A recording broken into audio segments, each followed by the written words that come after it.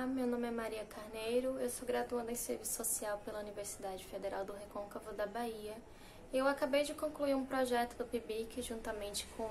outras colegas e a orientadora Marcela, no qual a gente trabalhava os riscos de ser velho em Cachoeira em tempos de pandemia, de invisíveis a grupos de risco. E dentro desse tema a gente debatia outras temáticas que estudava também a fragilidade do idoso em tempos de pandemia.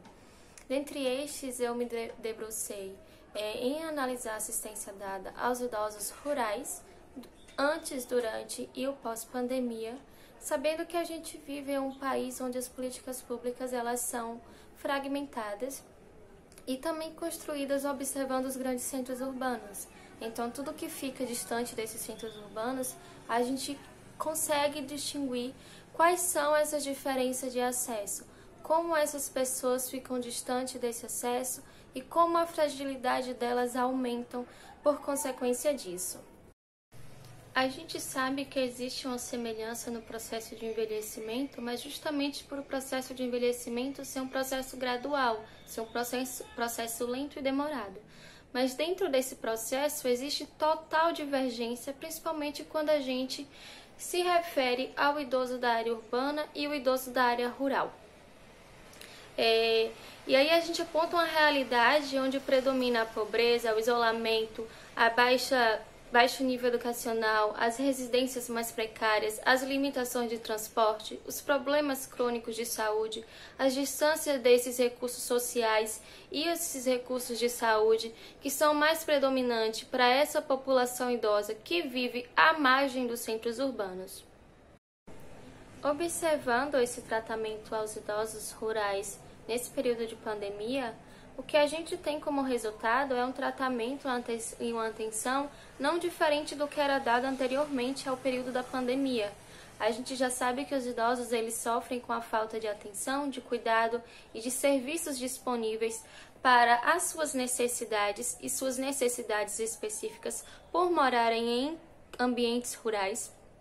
E a gente sabe que durante esse período de pandemia não foi diferente. A gente viu como o isolamento, que foi dado como uma medida de prevenção, uma medida de proteção para essas pessoas, mas que já é uma realidade dos idosos rurais, essa realidade de isolamento, de falta de atenção, de falta de cuidado, de preparação, a falta de suporte, a falta de informação acessível, principalmente nesse momento de pandemia, que era uma das coisas mais importantes, a falta de cuidado com a saúde para além dos sintomas do Covid, e aí a gente retrata como é importante trabalhar a saúde física e a saúde mental desses idosos que estiveram estagnadas, justamente por morarem distante desses ambientes que oferecem esses serviços. Então a gente teve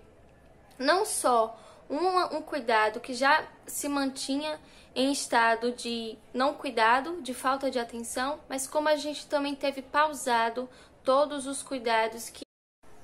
E pensando nisso, é importante observar o quanto se faz necessário e urgente políticas públicas que não só observem os idosos dos centros urbanos, mas esses idosos que estão à margem também. Como a gente pode tornar essas políticas públicas acessíveis para essas pessoas também?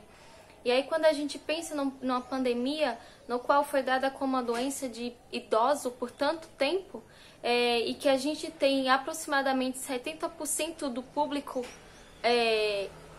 infectados e mortos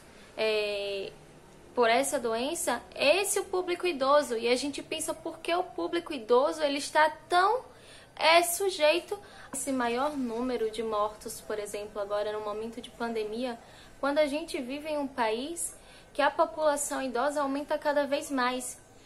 E é visível como as políticas públicas, como os direitos, como os recursos, eles ainda não são suficientes para atender a nossa população idosa e como a gente vive ilusoriamente em um país de jovem, deixando a nossa população idosa à margem de tanto sofrimento, desrespeito e descasos.